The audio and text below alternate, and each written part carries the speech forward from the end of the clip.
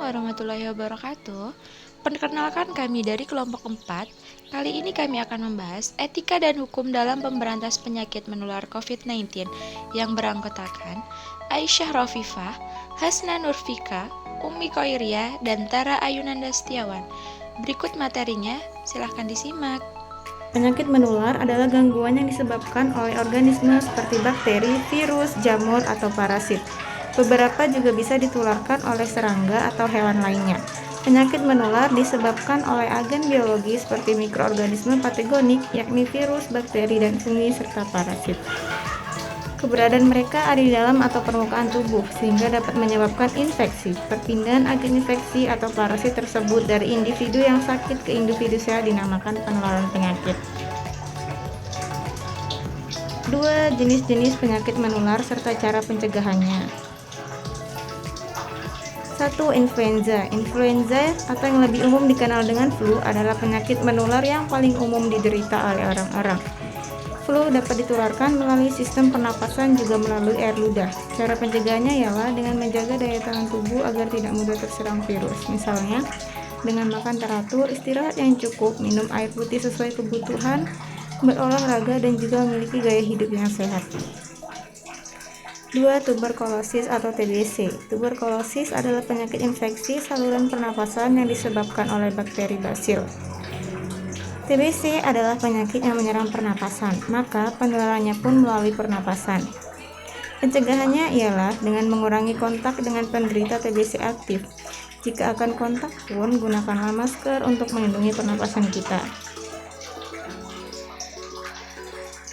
3. Muntaber. Muntaber adalah penyakit peradangan usus yang disebabkan oleh virus, bakteri, ataupun parasit lain seperti jamur, protozoa, dan cacing. Penularannya melalui cairan dari mulut atau muntah yang tidak dibersihkan dengan baik. Untuk mencegahnya, dengan cara menjaga asupan makanan yang dikonsumsi secara cukup dan seimbang, serta penggunaan air bersih dan juga membuang tinja pada tempatnya.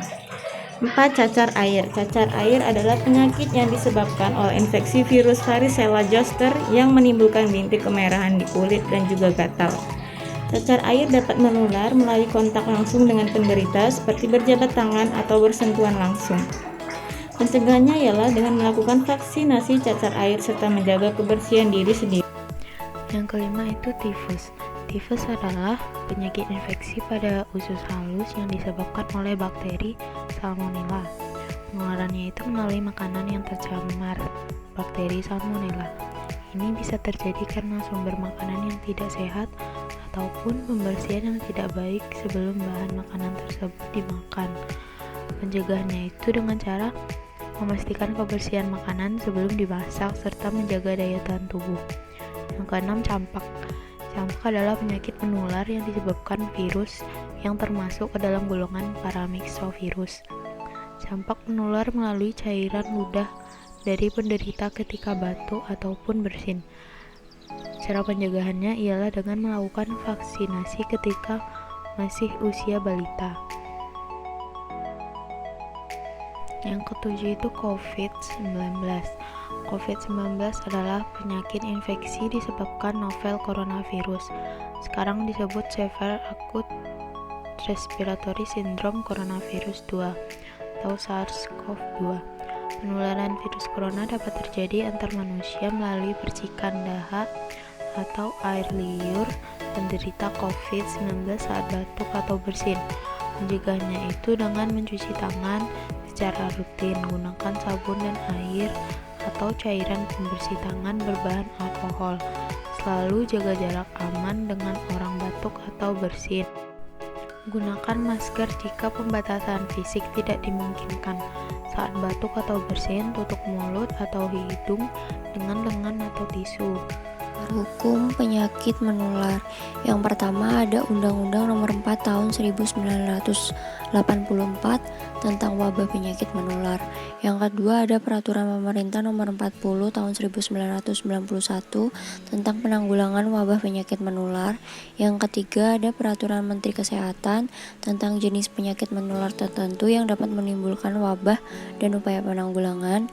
Dan yang keempat, keputusan Menteri Kesehatan tentang pedoman penyelenggaraan sistem surveillance epidemiologi penyakit menular dan penyakit tidak menular terpadu.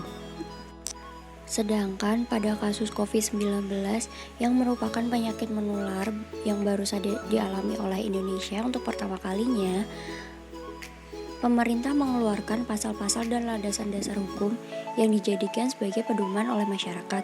Yang pertama ada Peraturan Pemerintah Nomor 21 Tahun 2020 tentang pembatasan sosial berskala besar atau PSBB. Kemudian ada Kepres Nomor 7 Tahun 2020 tentang gugus tugas percepatan penanganan COVID-19. Kemudian yang kedua ada Kepres Nomor 9 Tahun 2020 yang membahas mengenai beberapa perubahan struktural. Kemudian ada himbauan dari maklumat Kapolri mengenai penanganan virus tersebut. Dan yang terakhir, pemerintah daerah menerbitkan pembatasan sosial berskala besar atau PSBB. Dan ada pula peraturan yang dikeluarkan oleh Wali Kota Batu pada Undang-Undang Nomor 78 Tahun 2020 pada pasal 7 menunjukkan bahwa adanya sanksi bagi pelanggar yang melakukan pelanggaran protokol kesehatan. Yang pertama itu ada teguran lisan dan teguran tertulis. Yang kedua ada kerja sosial, yaitu membersihkan sarana fasilitas umum. Yang ketiga ada penyitaan KTP dan penghentian usaha. Dan yang terakhir itu ada penutupan sementara usaha dan pencabutan izin usaha jika memang kedapatan melakukan pelanggaran protokol kesehatan yang telah ditetapkan oleh Peraturan Wali Kota Batu. 4. Analisis kasus. Kasus ini diambil dari jurnal penelitian mengenai penerapan sanksi pelanggar physical distancing dan penggunaan masker berdasarkan Perwali Batu nomor 78 tahun 2020. Pelanggaran. Pelanggar tidak memakai masker jumlahnya 2.637 orang. Pelanggar tidak memakai masker dengan benar jumlahnya 1.033 orang. Pelanggar tidak menerapkan physical distancing jumlahnya 339 orang. Total yang melanggar adalah 4.009 orang.